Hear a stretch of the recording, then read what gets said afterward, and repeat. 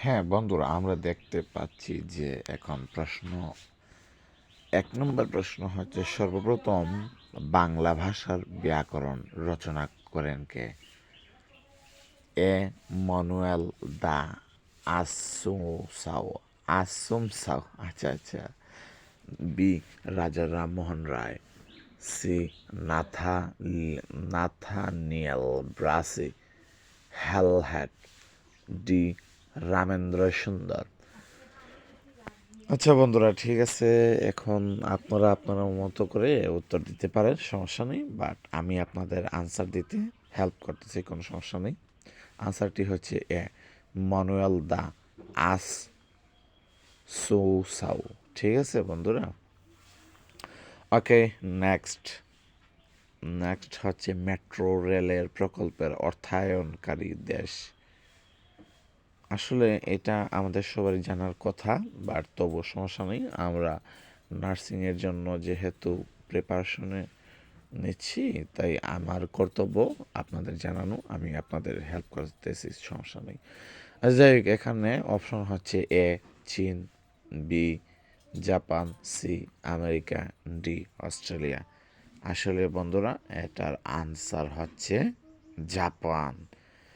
তারপর দেখা যাচ্ছে যে তেভাগা আন্দোলনের নেত্রী তেভাগা আন্দোলনের নেত্রী অপশনে দেখা যাচ্ছে এ সুমিত্রা দেবী, বি তারামন বিবি, সি ইলা মিত্র, চার হচ্ছে বা ডি হচ্ছে মহাশ্বেতা দেবী। তো এটার আনসার মেবি সি, দেখা যাক।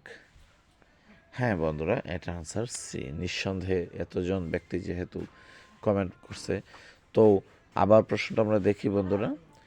তেভাগা মানে তেভাগা আন্দোলনের নেত্রী যিনি নেতৃত্ব দিয়েছেন মহিলাদের মধ্যে, উনি হচ্ছেন ইলা মিত্র। ঠিক আছে, ওকে বন্ধুরা, নেক্সট।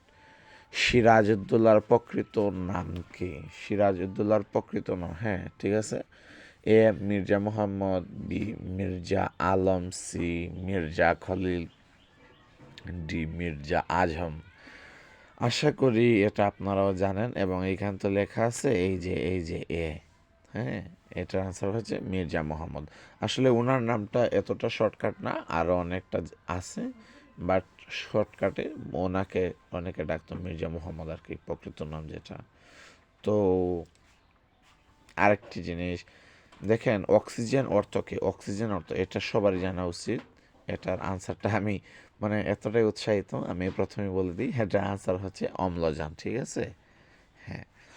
তারপর প্রশ্ন আসছে, ভাওয়ালি কারা? হ্যাঁ, এক ভাওয়াল অঞ্চল এর বাসিন্দা, দুই বাউল সম্প্রদায়, তিন সুন্দরবন এর গোলপাতা সংগ্রহকারী, চার চট্টগ্রাম এর বলি খেলোয়াড়। বন্ধুরা, এখানে দেখা যাচ্ছে যে আনসার দেওয়া আছে, তো সুন্দরবন এর গোলপাতা সংগ্রহকারী। হ্যাঁ, আচ্ছা ঠিক আছে, এখন আমরা ওই যে লাল দেখতে পাচ্ছি, ঠিক আছে, আমরা দেখি। 1971 সালে মুক্তিযুদ্ধের বিখ্যাত গেরিলা দল ক্র্যাক প্লাটুন কোন সেক্টরের অধীনে ছিল? A sector 4, B sector 3, C sector 2, D sector 1। আসলে বন্ধুরা, এটা হচ্ছে সেক্টর 1। ঠিক আছে, নবাব সিরাজউদ্দৌলা কত বছর বয়সে বাংলার নবাব হন? বন্ধুরা, এটা সবার জানা উচিত। 21 বছর বয়সে, যেমন সরি 23 বছর বয়সে কি, হ্যাঁ, ওয়েট ওয়েট ওয়েট 22 হবে দেখা যাচ্ছে গুগলে। 23 বছর, হ্যাঁ 23 বছর। তো আবার প্রশ্নটা দেখছি আমরা, নবাব সিরাজ উদ্দৌলা কত বছর বয়সে বাংলার নবাব হন? উত্তরটি হচ্ছে 23 বছর। ঠিক আছে, ঠিক আছে, আচ্ছা ঠিক আছে। এখন আরেকটি নেক্সট আমরা দেখতেছি, হিরোশিমায় নিক্ষেপ করা প্রথম পারমাণবিক বোমার নাম কি? আসলে পারমাণবিক বোমা, ওই যে বলছে হিরোশিমা কোন জায়গার? জাপানের। দ্বিতীয় বিশ্বযুদ্ধের সময় হিরোশিমায় পারমাণবিক বোমা ছাড়া হয়েছে, ঠিক আছে? তো ওইটার নাম কি? A little boy, B fat man, D batman, D sorry C batman, D fat boy. তো এর আনসার হচ্ছে লিটল বয়, ঠিক আছে বন্ধুরা? তারপর দেখেন কি বলছে। আচ্ছা ঠিক আছে, সমস্যা নেই। আমরা আজকে এই পর্যন্তই। আগামী দিন আমরা পুনরায় আবার আসবো, ঠিক আছে বন্ধুরা? ধন্যবাদ আপনাদের।